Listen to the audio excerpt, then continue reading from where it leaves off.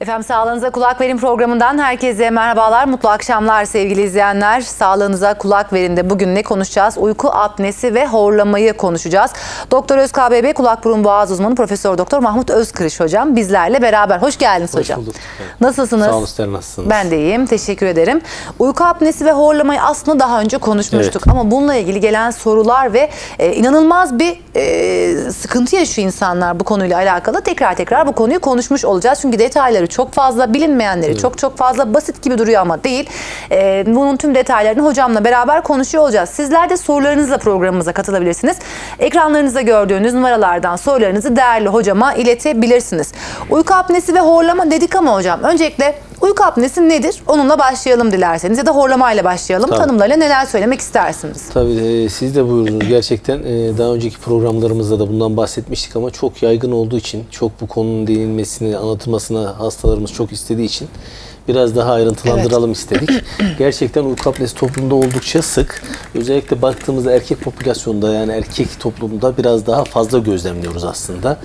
Bunun da nedeni hem biraz hormonal olaylar hem biraz kilo faktörleri de etkiliyor veya biraz daha darbe, özellikle üst hava yoluna biraz daha darbe erkekler daha fazla aldığı için biraz daha sık gözlemliyoruz.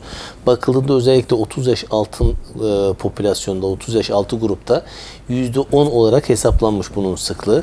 Yaş ilerledikçe 60 yaş üzerinde özellikle o yaşa bağlı kas problemlerinin de ortaya çıkması, dokuların yaşlanması, yağlanmanın artmasıyla da %60'a varan bir sıklıkta gözlemliyoruz. Horlama dediğimiz olay aslında uyku sırasında gürültünü nefes alma, gürültü çıkartma şeklinde oluyor. Bu da neden oluyor? Üst hava yolu bölgesinde burun, ağızdan başlayan ve larynx dediğimiz ses telinin altına giden bölgeye biz üst hava yolu bölgesi diyoruz. Hava buradan ilerlerken özellikle eğer bir darlık varsa, o bölgeye tıkayıcı bir problem varsa vakumlama dediğimiz bir orada kolaps meydana geliyor oradaki dokularda. O kolaps meydana geldiği için dar yerden de hava basınçlı geçtiği zaman o bölgede bu horlama tarzı dediğimiz bulgular o sesleri oluşturmaya başlıyor.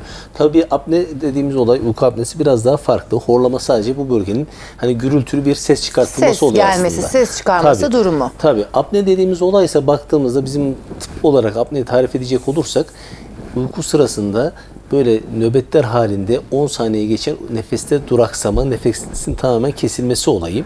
Biz bunun tabi bazı apne, hipopne indeksi dediğimiz bazı tıbbi terimlerimiz de var bunu sınıflandırmak adına. Biraz bunlardan da bahsedelim. Evet. O apne dediğimiz olay 10 saniyeden fazla nefesin kesilmesi. Hipopne dediğimiz bu 10 saniyelik nefeste kesilmelere özellikle oksijen satürasyonunun %96'na inmesi, solunumun %30-50 aşağılara çekilmesi şeklinde bulgularda varsa biz buna hipopne diyoruz.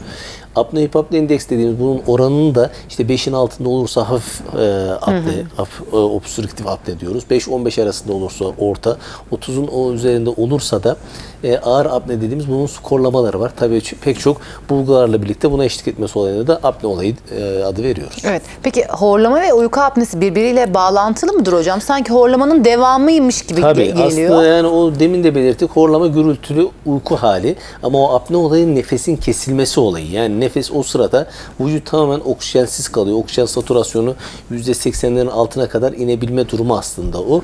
Yani biraz da vücudun oksijensiz kalmasıyla ilişkilendirilmiş bu durum apne aslında. Siz de buyurdunuz, horlamanın devamı aslında bir apne olayı gibi gözüküyor. O yüzden yani horlayan insanlar tamam ben horluyorum ama bunun devamındaki olayların da mutlaka irdelenmesi, işte oksijen satürasyonu düşüyor mu, uykuda nefeste kesiliyor mu? Tabi bunu o kişi uyku sırasında kendisi hissedemeyecek. Sadece bazen böyle sıçrar tarzda bazen uyanmalar olabiliyor. O hastalar zaten korku panikle hemen bize başvurabiliyor.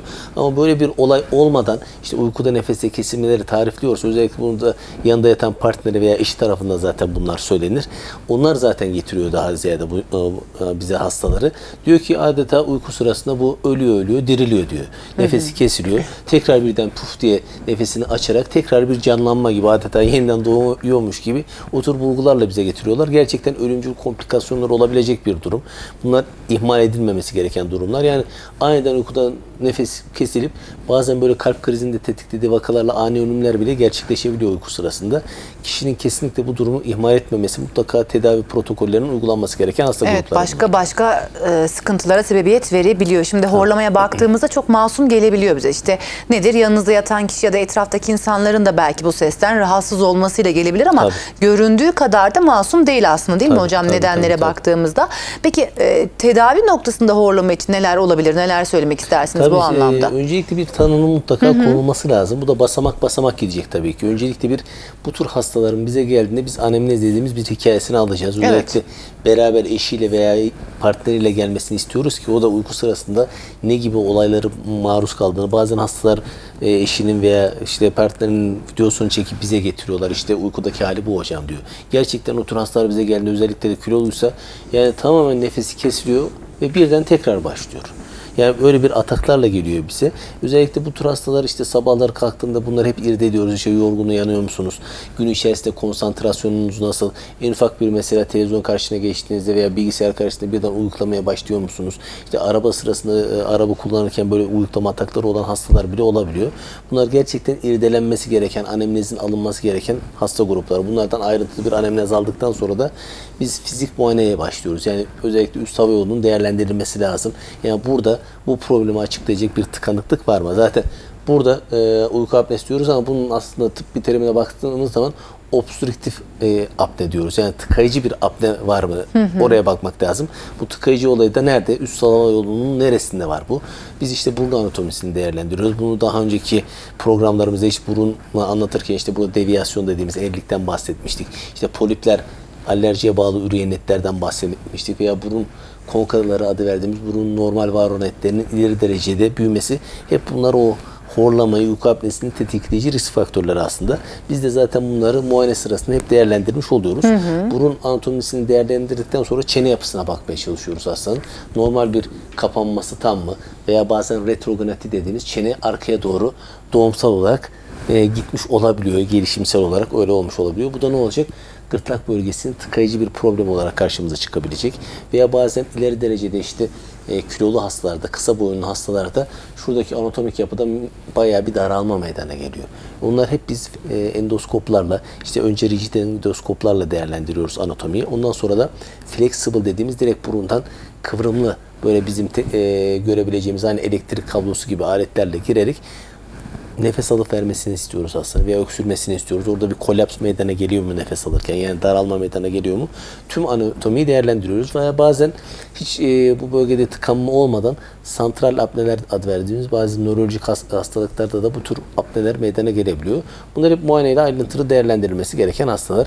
Mutlaka çok yani multidisipliner yaklaşmak gerekiyor. Yani öncelikle bir tamam kulak burun boğaz değerlendirildikten sonra nöroloji, gerekirse göğüs hastalıkları uzmanlarıyla mutlaka bu hastalar bir konsey halinde değerlendirilmesi gerekiyor. Detaylı bir mutlaka takibinin yapılması gerekiyor. Peki bu tanı yöntemleri, işte burundan sokulması o cihazların vesaire, herhangi bir acı vesaire hissediyorlar mı hocam? Yok, zaten bunları biz muayene sırasında uyuşturuyoruz. İşte Pantokain adı verdiğimiz özel uyuşturucu pamukları yerleştiriyoruz. Tabii yani bir burnumuza bir şey sokulduğu zaman hani acı hissedilebilir. Anlatırken insanlar tedirgin olabilir. Tabii. Sırf bu yüzden bile o gelmeyi, doktora muayeneyi birazcık daha geciktirebiliyorlar aslında bu anlamda da, bunlar artık korkularında. hep konforlu muayene yöntemleriyle gerçekleştirdiğimiz yöntemler. Bu da en önemli noktalarından biri. Burun anatomisini değerlendirmek için o bölgeye uyuşturucu özel pamuklar yerleştiriyoruz. Uyuşturdukta veya kremler sürüyoruz o bölgeyi uyuştursun diye. Daha rahat ilerleyebilmek adına. Zaten o endoskoplarda 4 mm veya çocuklarda kullandığımız 2.4 mm'lik bizim ufak minimum çaplı endoskoplarımız var. Yani çok ufak aletler. Eğer muayene sırasında hasta ani hareket yapmazsa bu acı da ortadan kalkar, yani çok güzel bir şekilde muayene olur.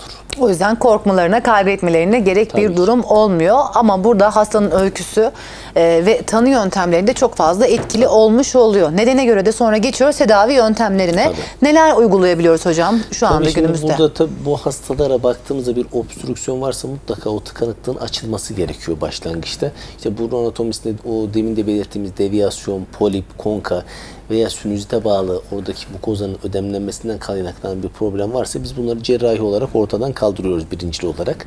Ondan sonra ağız yapısını değerlendirdiğimizde bu hastalar burun tıkalı olduğu için uzun süre ağız solunumuna bağlı veya geniz akıntısına bağlı damak veya ure dediğimiz ufak dilde de aşağı doğru sarkmalar meydana geliyor.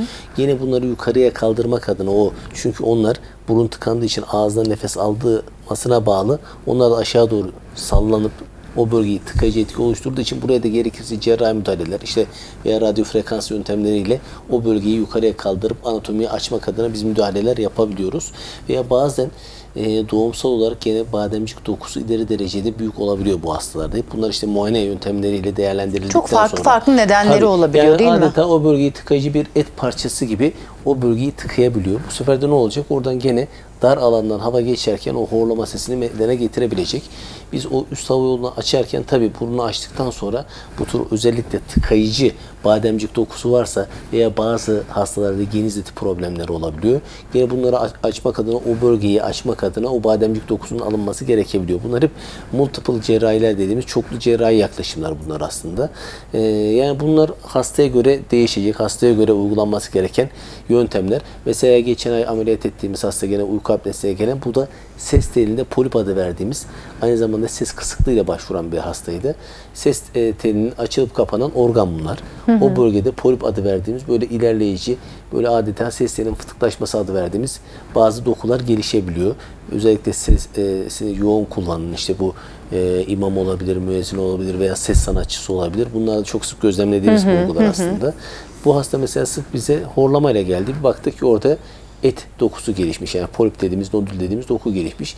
Biz bunları cerrahi uyguladıktan sonra da o problemler tamamen ortadan kalkıyor. Çünkü bunlar hep tıkayıcı olaylar aslında. Veya biz bunlara müdahale etmemize rağmen hastanın da eğer kiloluysa mutlaka kilo vermesini de mutlaka öneriyoruz. Bunlar diyetisyendir, dahili gruplar, dahili branşların da devreye girmesi gerektiren hasta grupları ki veya bazen diyabet oluyor, hasta kilo veremiyor. Bunlar hep ayrıntılı değerlendirilip ayrıntılı tedavi edilmesi gereken hastalar. O obstrüksiyon açıldıktan sonra bunlar horlamalar devam ediyorsa mutlaka uyku testi yapılması gereken hasta grupları bunlar. Uyku testi yapılmadan pek biz cerrahi müdahaleyi de yapmak istemiyoruz. Çünkü o bize hem nerede tıkanıklık var hem de oksijen satürasyonu, o apne dediğimiz olayın derecesini tek olarak bize altın standart olarak gösteren testler bunlar.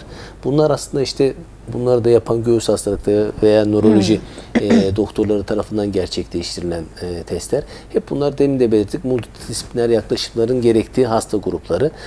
Yani horlama var diye tamam bunları biz müdahale ettik ama hastada daha hala bu problemler varsa mutlaka uyku testlerinden sonra SİBAP veya BİBAP dediğimiz bunların rahat nefes almasını, horlamasının rahatlatılmasına adına özel aletler var. Bunlar da nöroloji veya göğüs hastalıkları branşları incelenmesi gerekiyor ki onlar veriyor yani. Evet, dediğimiz gibi yani hani çok basit gelebiliyor, çok masum durabiliyor ama öyle değil. Diğer organlara kadar ya da bir uyku apnesi durumunda o nefesin oksijensiz kalması durumunda çok ciddi durumlara sebebiyet verebiliyor. Bu anlamda ciddi anlamda dikkat etmek gerekiyor. Hemen sorularım var hocam, onları sormak istiyorum.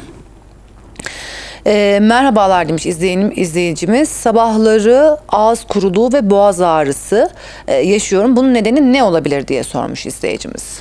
Bu özellikle burun tıkanıklığına bağlı hastanın ağız solunumundan kaynaklanan bir problem.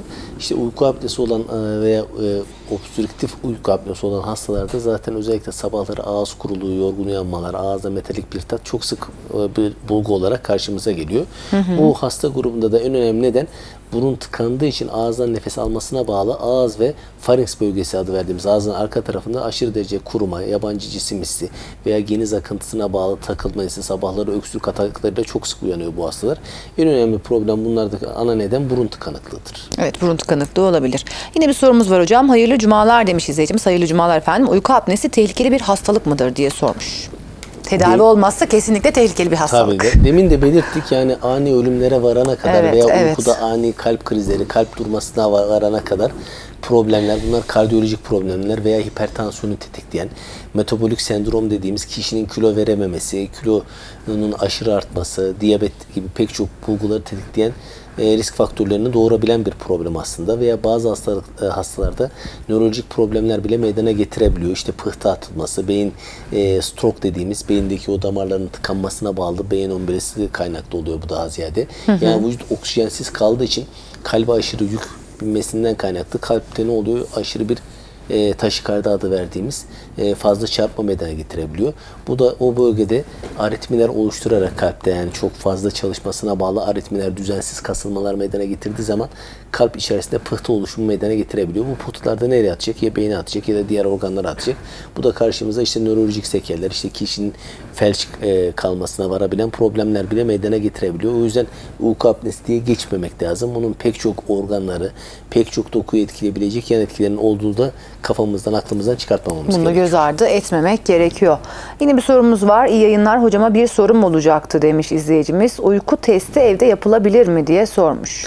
Tabii bununla ilgili zaten nöroloji veya göğüs hastalıkları departmanları bölümlerinin yaptığı testler bunlar adeta bir çanta gibi özel aletler şeklinde oluyor. İşte bunların elektrotlar adı verdiğimiz kafamıza veya işte göğsümüze, parmağımıza taktığımız özel aletler oluyor. Şimdi bu uyku testi de hastane ortamında gerçekleştirilen işte orada özel odalar hazırlanarak bu tür hastaların yatırıldığı bölümler aslında bunlar.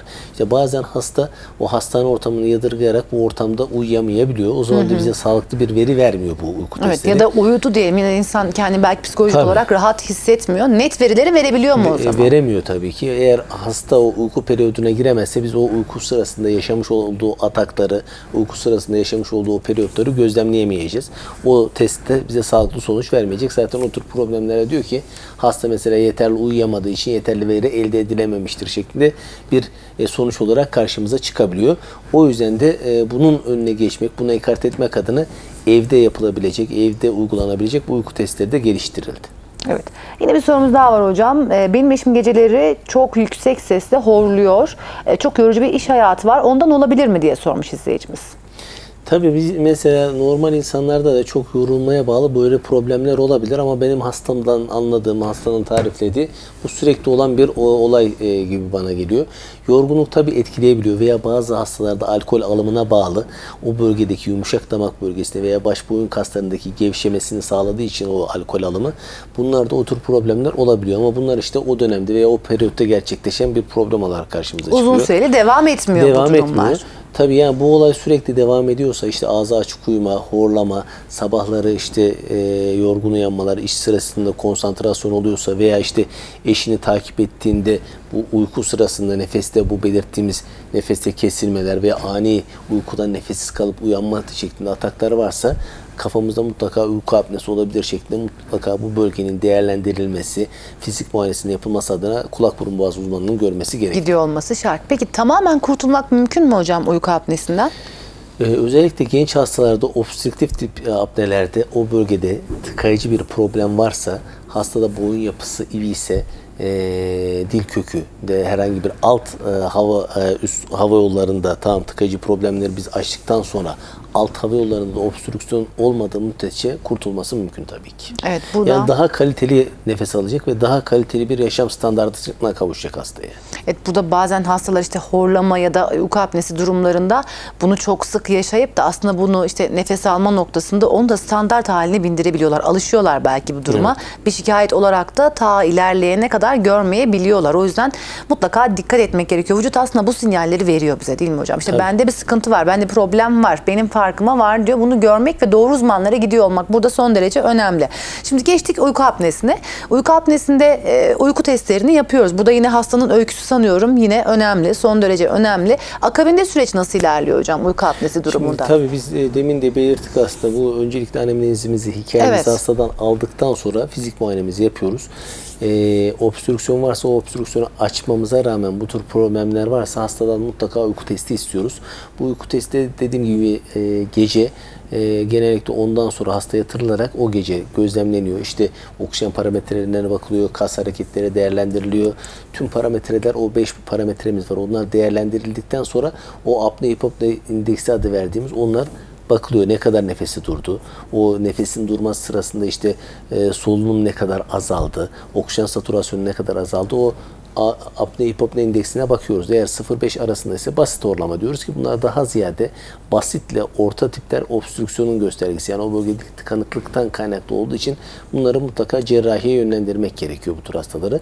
Ağır apneler biz cerrahi müdahale etsek de genellikle rahatlamıyor. Obstrüksiyon varsa mutlaka açılması lazım. Ama bu hastalar obstrüksiyon açıldıktan sonra da o CPAP, BiPAP adı verdiğimiz pozitif oksijen veren o hastanın alamamış olduğu oksijeni dışarıdan takviye eden aletleri mutlaka kullanması gerekiyor. Çünkü o oksijen satürasyonlarının biz %90 üzerlerine taşımalıyız ki hastanın tüm dokuları uyku sırasında o oksijenizasyon dediğimiz havalanmayı alsın, dinlensin, dinç bir şekilde kalksın. Yoksa eğer bu oksijenizasyon olmazsa demin belirtmiş olduğumuz o komplikasyonlar işte kalp krizleri, kalpte aritmiler veya hipertansiyon, metabolik sendrom, işte stroke dediğimiz nörolojik bulgular, işte felç gibi bulguların önüne geçmek adına mutlaka bu aletlerin kullanılması gerekiyor. Bazı hastalar gerçekten çok uyumlu şekilde bunları kullanabiliyor ama bazı hastalar da kullanmak istemiyor. Ama ondan sonra da işte pek çok problemlerle karşılaşabiliyor. Bunların ihmal edilmeden işte obstrüksiyon varsa, tıkanıklık varsa mutlaka cerrahi müdahaleyle açılması şart. O cerrahi müdahaleden sonra da bunlar gene biz o oksijenizasyonu sağlayamazsak, havalanmayı sağlayamazsak da mutlaka göğüs hastalıkları veya nöroloji departmanlarıyla ilişki kurup bu aletlere yönlendirilmesi gerekiyor. Yani bunlar demin de belirttik. Toplu, multidisipliner pek çok branşın iç içe girerek değerlendirilmesi gereken, tedavi etmesi gereken hasta gruplar. Evet, o yüzden son derece önemli. Peki cerrahi yöntemler neler uygulanıyor hocam? Nasıl yapıyor cerrahi yöntemler? Demin de belirttik. Üst hava yolunda bir obstrüksiyon varsa o bölgeyi açma yönelik işte endoskopik muayenelerden sonra tıkanıklıklar nerede varsa işte kemik eğriliği ise kemik eğriliği, kıkırdakta problem varsa kıkırdaklar, etlerde problem varsa veya poliplerle ilgili bir problem varsa bunlar endoskopik sinüs cerrahileriyle iyice temizlenmesi gerekiyor. Ama daha önceden de belirttik bu poliplerin o bölgenin temizlendikten sonra mutlaka tedavisinin devam ettirilmesi gerekiyor. Alerji problem varsa alerjinin önüne geçmemiz lazım. Veya kortizonlu burun spreylerinin ameliyatlardan sonra da kullanılması lazım. Çünkü biz cerrahiden sonra eğer bu tedaviye devam etmezsek, yarım bırakırsak tekrar oradaki etler büyüyerek tekrar bu problemlerin oluşmasına, doğmasına neden olabilir. Eğer bazen de demin de belirttik oral kavitede yani ağız içerisinde bu obstrüksiyonu meydana getirebilecek bir problem varsa işte bademciktir, genzetidir, ufak dil veya damakta sarkmadır veya dil kökünde ileri derecede büyüme varsa mutlaka bunlar gene robotik cerrahiler bile devreye girebiliyor. Özellikle dil köküyle ilgili girişimlerde o bölgeyi açmak adına biz o bölgeleri özel aletlerle tıraşlayıp hava yolunu açmaya çalışıyoruz. Yani temel amacımız bizim burada üst hava yolundan kaliteli bir hava geçebilir hale, o bölgenin açılmış bir hale getirmeye çalışmaya gayret ediyoruz. Bunu amaçlıyoruz. Peki horlamayı çocuklarda sık görüyor. Çocuklarda da görebiliyoruz. Çocuklar aslında tamamen ayrı bir olay. Bunlarda da en önemli neden aslında çocuklarda alerji veya geniz eti problemleri. Uyku apnesini bile o çocukluk yaş grubunda özellikle geniz eti çok büyükse çok sık gözlemliyoruz. Aileler mesela evet, diyor ki onu bize, sormak istiyorum. Çocuklarda da uyku apnesini görebiliyoruz. Gözlemleyebiliyoruz. Uykuda da nefeste kesilmeler oluyor. Özellikle geniz eti var ise üst solunum yolu enfeksiyona bağlı daha da büyüyüp o bölgeyi tıkayacağı için özellikle hastalandığı dönemlerde uyku apnesiyle çok sık karşılaşıyoruz. Aileler çok tedirgin oluyor. O gece hiç uyuyamıyorlar mesela. Çocukların başucunda işte yastığını kaldırarak, hava yolunu açmaya çalışarak bu tür problemlerin önüne geçmeye çalışıyorlar. Ama çocuklarda demin de belirttik en önemli neden geniz eti. Bunlarda da anatominin değerlendirilip hava yolunu eğer oldukça tıkanma meydana getiriyorsa cerrahi yöntemlerle açılması gerekiyor bunlarda. Evet. Yine bir sorumuz var hocam. Dikkat sorunları yaşıyorum ve sabahları çok yorgun uyanıyorum. Ben de uyku apnesi olabilir mi? Bunlar belirtileri olabilir mi uyku apnesinin diye sormuş izleyicimiz. Olabilir. Özellikle demin de belirttik. Kaliteli oksijen alamadığı için gece boyunca o oksijenizasyondan yararlanamadığı için ne oluyor? Yorgun uyanıyor hastalar. Gün içerisinde de konsantrasyon iş ortamında olabilir, okul ortamında dikkatini toparlamıyor olabilir. Mutlaka bu hastamızın da muayene olması, anatominin değerlendirilmesi gerekiyor. Evet. Hocam çok teşekkür ederim. Güzel bilgilerinizi bizlerle paylaştınız. Böyle genel anlamda toparlayacak olursak neler söylemek istersiniz? Siz de tabii belirttiniz. Gerçekten uyku apnesi veya horlama deyip geçmemek lazım. Oldukça önemli komplikasyonları, oldukça önemli problemleri karşımıza çıkartabilecek bir durum aslında. İhmal edilmeden ayrıntılı değerlendirilmesi. İşte demin de belirttik kulak, burun, boğaz, nöroloji, göğüs hastalıkları pek çok aslında branşın multi veya dahili grupların, dahili branşların da ayrıntılı değerlendirmesi gereken bir hasta grubu. Bu hastalarımız kendilerini kesinlikle ihmal etmemesi, eğer kendileri ihmal ediyorsa partnerler veya eşlerinin kesinlikle ihmal etmeden bu hasta grubunun bize getirmesi gerekiyor. Evet, çok sık rastlıyoruz, çok fazla yaşıyoruz ama dediğimiz gibi masum gibi görünmesin, mutlaka ihmal etmemek gerekiyor. Bir kulak burun boğaz doktoruna gidiyor olmak lazım ki özellikle uyku apnesinde bahsettiğimiz durumlarda işte nefesin gitmesi, çok ciddi sorunlar, o yüzden dikkat etmek gerekiyor. Çok teşekkür ederim hocam. Evet, Güzel bilgilerinizi bizlerle paylaştınız, Sağ olun, aktardınız. Teşekkür ediyorum. Teşekkür Sevgili izleyenler, bugün de programımızın sonuna geldik efendim. Doktor Öz KBB Kulak Burun Boğaz uzmanı Profesör Doktor Mahmut Özkırış hocam bizlerle beraber oldu. Kendisine Doktor Öz Hastanesi'nden de ulaşabilirsiniz. Sosyal medya hesaplarından da yine hocamı takip edip oradan da sorularınızı devamında sorabilirsiniz. Uyku apnesi ve horlamayı konuştuk bugün. Hocama bir kez daha teşekkür ederim. Bir diğer programda tekrar görüşmek üzere. Hoşça kalın efendim.